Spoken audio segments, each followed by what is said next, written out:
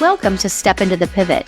We're your hosts. I'm Teresa Conti. And I'm Ivana Polonio. We talk with people just like you.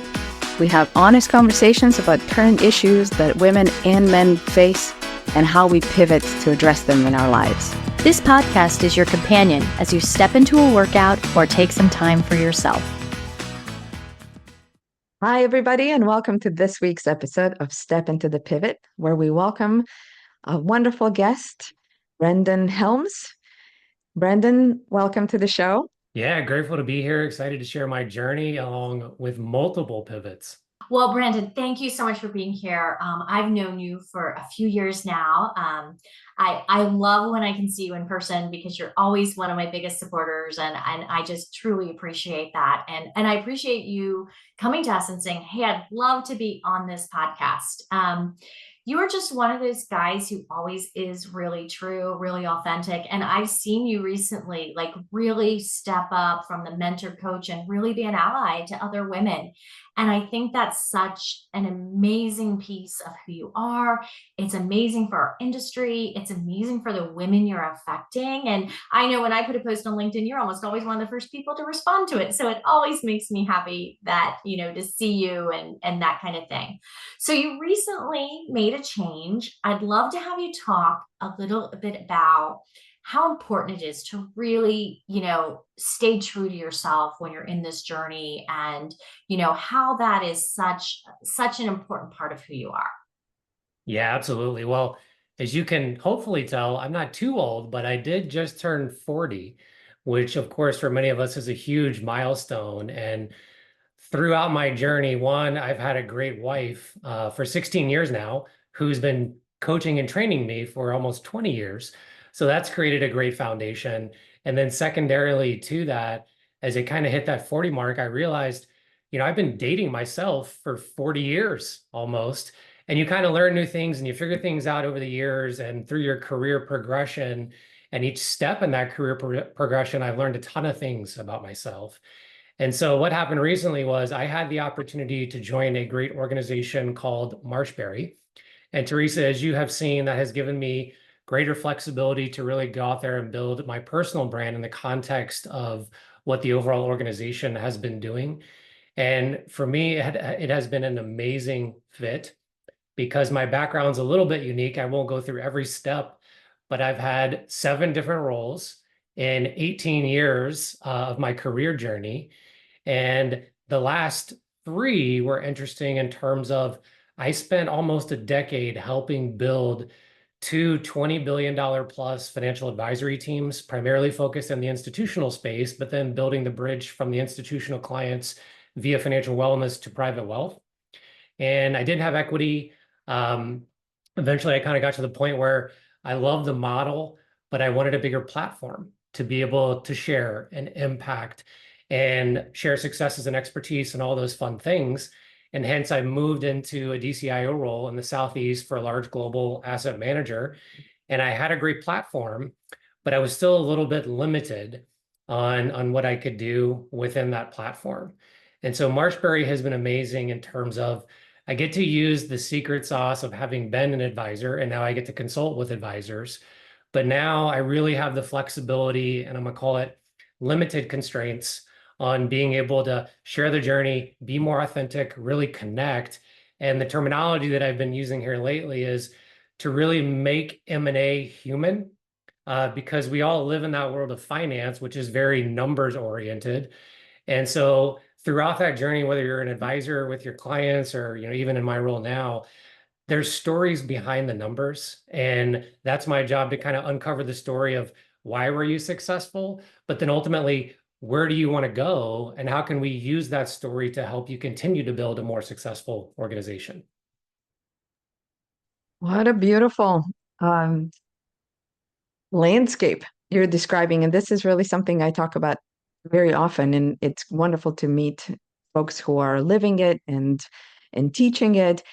It sounds to me like you really know and understand that the tools and the data and all the models and the structures that we use in the world of finance are a resource but that at the, start of the day and at the end of the day, this really is about humanity. And that even if you are in a role and in a position that is, really technological and data driven from, start to finish of your workday, what you're doing and playing with and touching and influencing will in some way, reach somebody's heart, will be engaging and interacting with a human being. And I love that in this whole introduction, you were saying you were talking about yourself and dating yourself. You invoked your marriage, your wife, the partnership that you have, the inner work that you're doing. And then you presented this really beautiful and complicated landscape of, financial services in your career. And I feel like, that here it is. You're embodying an example of how this all does fit together. The data and the day-to-day, humanity. So can you help us connect those dots a little bit more? Past experiences, your lived experiences as a human, and leading you to where you are right now in this new, what did you call it? Limited, remind me, it was a beautiful phrase. Constraints. You were saying that you love Limited you love constraints, the yeah. experiences that you're having today because you are, there's freedom. That's what I was hearing you talk about, a certain freedom to express who you really are while contributing. So help us connect those dots and understand your foundation better. Yeah, absolutely. Well, I think it's one, for your listener group, you've had some amazing guests on here who have very powerful stories. And my story might not be quite as powerful for them, but I think it's designed for folks who maybe kind of feel like they're almost floating through. I forget who sings that actual song, but knowing that you can make small incremental tweaks in your career journey that have a huge impact both in who you get to serve and ultimately, your success in whatever industry that you're in. And that's kind of my story. There haven't been any 180-degree major turns, but it's been small tweaks along the way. So for example, right out of college, I was at E-Trade on the trading desk, running to a Bloomberg terminal, but I got my licenses. I got to work with small business owners. I picked up a ton in a call center for, a year and a half, when all of a sudden the opportunity came up to go to Principal Financial Group on the record keeping side, where then I got to do education in probably the worst possible time in my lifetime, which was 2008 and 2009. So imagine sitting in front of folks whose balances are down 40% and having to be the person that they're angry with on why their account balance is down and really navigate those fun complexities. And then, I had the opportunity to actually join the Advisor 2X crew, which at the time was called 401k Recon. And so I got to fly around in my mid-20s and host events and meet advisors and service providers and all those fun things, which, side note, I ate more Maggiano's than you can possibly imagine during those couple of years. And then I had the fortunate ability to go to the consulting side with two really great teams. One is woman-owned and woman-led, which I absolutely loved. I saw the impact that having a woman-owned, woman-led organization could have in the marketplace, primarily dominated by men. And then the second team was very unique in that we had a very specific niche in the marketplace, and it was designed around advisor partnerships. So think partner with an advisor who has a relationship with a key executive, become the specialist part of their team, and grow in that fashion. And that was what kind of propelled me into the DCIO role, which was to have that platform to be able to serve more advisors in that more partnership-oriented model. And as you know, there's a lot of industry stereotypes that come into play. There's a lot of constraints that come into play, especially with a large organization. And so fortunately now I was able to find a home with a great organization that's big enough to have resources, but also flexible enough to allow you to kind of build your own personal brand. And so it's been an amazing fit and an amazing journey with lots of lessons. And as I mentioned earlier, I just turned 40. So for those of you listening that have a lot of boxes you want to check, I'm here to tell you that this has been quite the year. I hit my first hole-in-one ever. Let's see, I did a backflip off of the diving board into the pool. And yes, I do have the video if anybody wants it.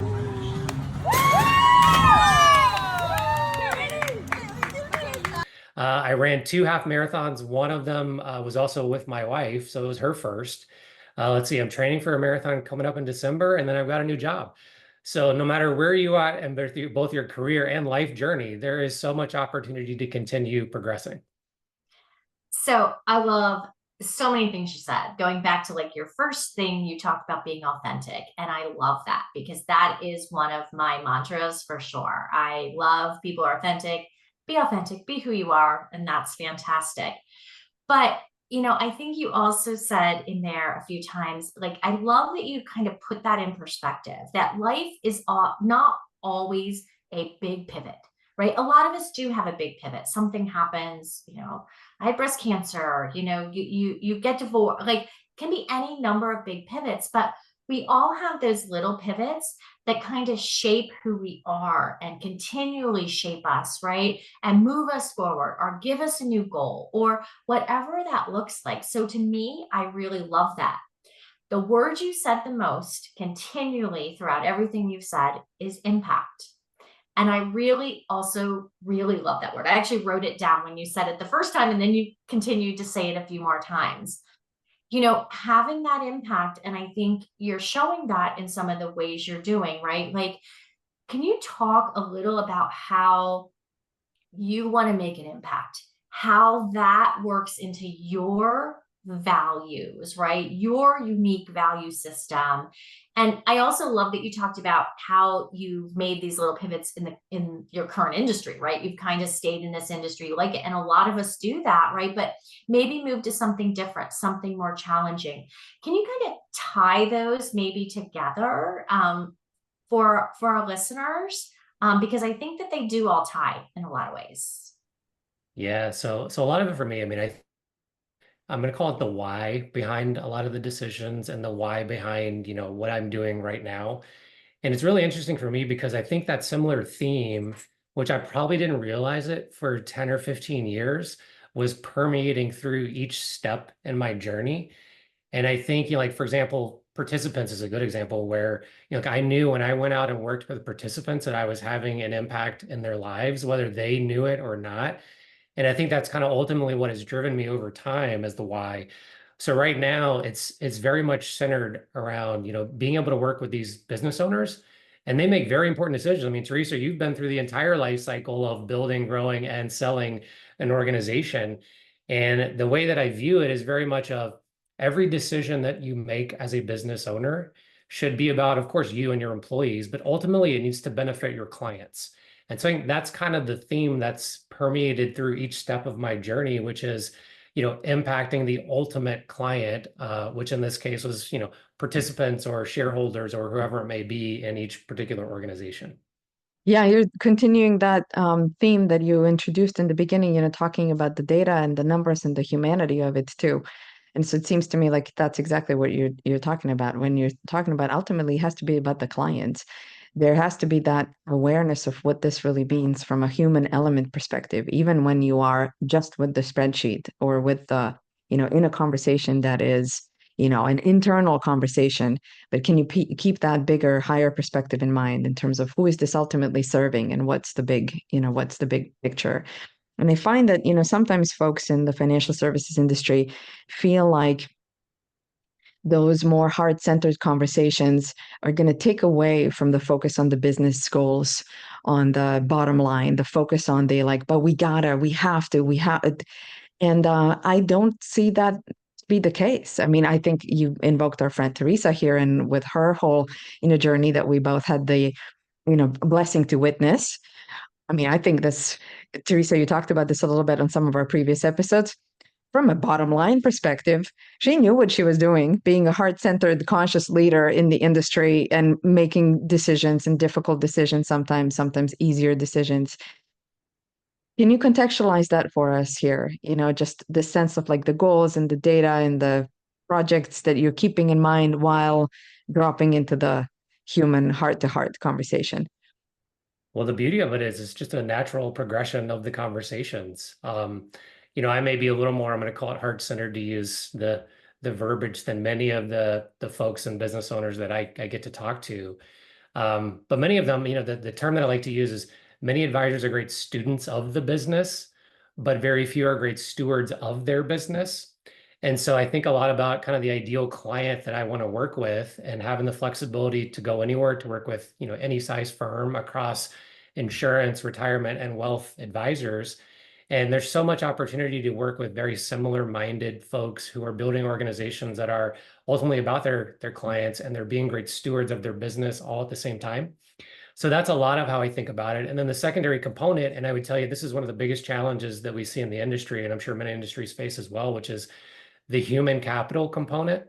So a lot of the conversations I get to have are around, okay, the next generation of folks that are coming into the industry, it's not as though you have a line of people wanting to become a, financial planner, as an example. And so really figuring out how to fill that talent gap in unique ways.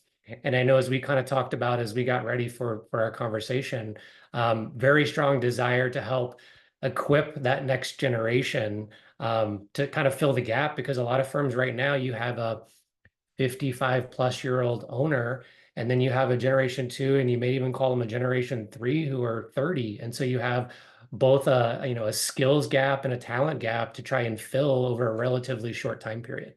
You really hit a nail on the head there. And I've had that conversation with other, being a business owner for 25 years, I've had that conversation with other business owners, mostly in my own industry. But I think it's true throughout the entire industry, whether you're an advisor, whether you're TPA, whether you're like, whatever that looks like, right? We're all human. We have to figure out all those gaps and all those things, and how we're going to get whatever widget we produce done and out the door, and provide that ultimate value to our clients. And that's really a hard thing. It's gotten harder. Like people say that to me all the time. Well, when I started my business, 25 years ago, I had a computer, and I had a file folder, and I probably had a fax machine.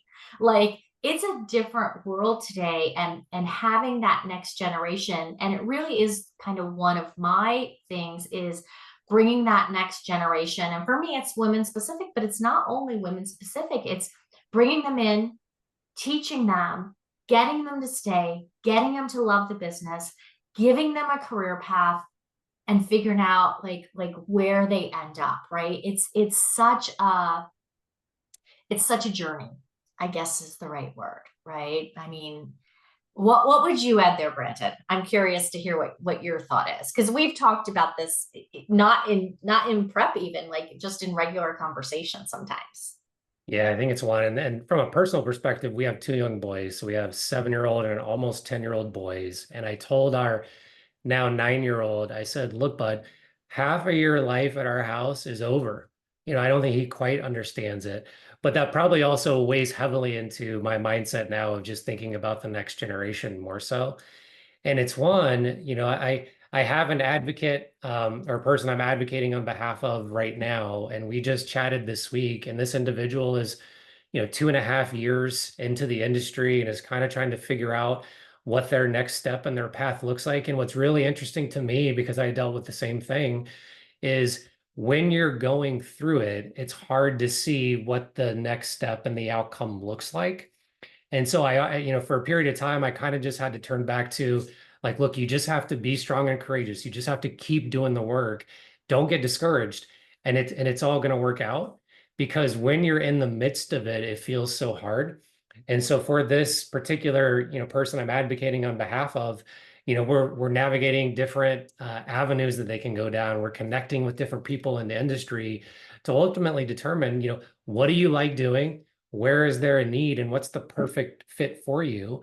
And I'm going to then repeat with probably our two sons here in the next 10 years or so. I love that you said that, because they need to have a purpose, right? They need to figure out, I think part of that is finding their purpose. Ivana, what do you think? I was going to ask Brendan, because I agree with you. Okay, what about you? So if you would take all these questions and some of these, prompts that you're giving the person that you're, advocating for, and then, thinking about your boys, tell us about your own, inner dialogue in this realm. How do you, make sure that you stay on purpose? What are a few maybe key values that you feel like, yep, still, this is what I show up with every day? What do you feel is your why? Yeah, so I think, I spent a lot of time, I'm sure like many of you have done every personality test possible, I think, over the years. And to give you a sense, like my top 5 strengths are achiever, competition, focus, significance, and futuristic.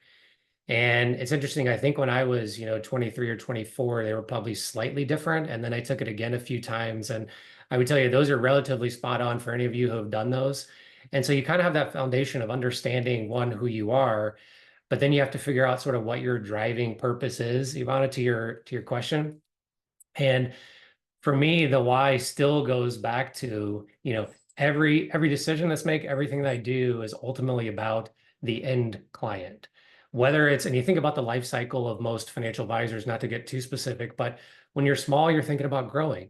And then you kind of go through the cycle of a similar progression was you start growing and you add clients, and then all of a sudden you need to hire people.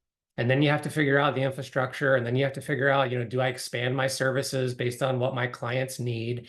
And then you keep growing to a point where, oh my goodness, if I want to keep growing this fast, then I maybe have to go out and acquire people. And then all of a sudden you're old enough to start thinking about succession. And so everybody kind of goes through that same life cycle.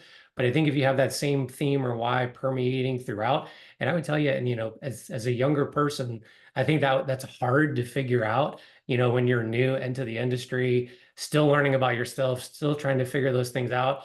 I think where it really solidified for me was getting to work with those participants back in 2008 and 2009, where I just knew no matter what, they might be mad at me. They might be the only person that they have to yell at when their account is down. But little do they know, by increasing their savings a little bit, by investing smarter, by getting in the plan, by all those things, I may not ever be able to see the impact of those decisions, but knowing deep down that by getting them to make those positive decisions, that it was going to have a huge impact on the rest of their life. It's so great that you are amplifying, with your voice, some of these important messages. You mentioned earlier that you may not have had, I think you said a 180-degree pivot, but there you were, you're describing this situation in 2008, 2009. I mean, I remember it really viscerally. I was one of the folks who was on Friday, I was told that our company was like totally fine financially and that nobody was going to lose their job or their income. And then on Monday, we came back on Monday and it was truly the true story. Like, nah, we made a mistake. Actually, we're done. Here you go. So that was a pivot that I was totally helpless over. And so there you were sitting with participants, discussing their account balances.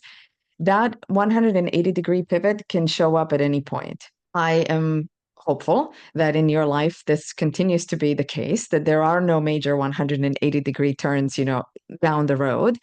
But what I want to highlight is that by practicing pivoting in this way that you are, whether it's your own personal experiences or when you're talking to your kids or when you're talking to other fellows in the industry, or you're sitting with folks who are in their own pivots, that preps you. My experience is that then something really big comes and shows up and it doesn't feel as radically, humongous as it would if I wasn't essentially kind of cultivating this resilience along the way. It doesn't mean that it doesn't hurt, but how we approach it and respond. I think we can learn a lot from what you're saying here, Brendan, which is like this daily practice of being, courageous, you said, brave, willing to pivot. Maybe sometimes it's 15 degrees, 20 degrees, 30 degrees. So as we, close out, do you have some thoughts about what I just shared? Yeah, so just one thought that kind of popped into my head, because I think this has been something that I've had to do personally through each step in the journey, and especially for younger folks as well, is put everything you have into the step that you're at right now. Pour yourself into it. And when you do that, if that's not the thing you're meant to do, it's going to lead to the thing that you're meant to do. But to be able to get to the thing that you really want to do, you have to put everything and pour everything you've got into where you're at right now. I 100% love that. What a great way for us to end.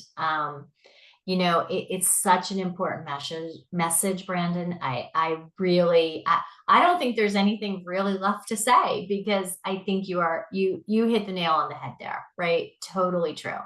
So thank you so much for being on with us today. I loved this conversation, loved what you had to say. We can't tell you how much we thank you for sharing that. Not every pivot's a huge pivot. Sometimes they're just little pivots, little adjustments that we have to make in life. I'm wondering, are we pivoting here? If we do not say the sentence, how was Maybe. this pivot a step forward on this show? We would have broken our streak. I love a good ritual and I love a good streak. I'm breaking a streak. You don't have to respond, Brendan, but I needed to say it. Thank you, Brendan, for showing to us how these pivots are a step forward, especially with this invitation to be here now with the step that you're in. Yeah. So grateful for your presence here with us. Yeah. Absolutely. Thank you both. All right. All right. Thank you, everybody, for being with us again this week. We really appreciate you listening. And remember, if you have a pivot, step into it.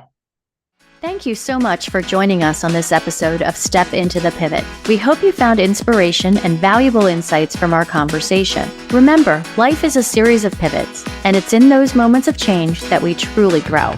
If you enjoyed today's episode and want to stay connected, make sure to check out our websites. You'll find additional resources, behind-the-scenes content, and more details about our incredible guests.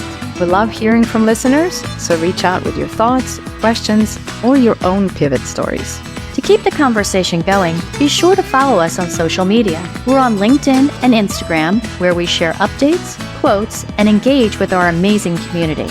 If you haven't already, please subscribe, rate, and leave a review. Your feedback makes a difference, and it helps us bring you meaningful conversations. We're signing off, reminding you that every pivot is a step forward. Take care, and we'll catch you on the next episode of Step Into the Pivot.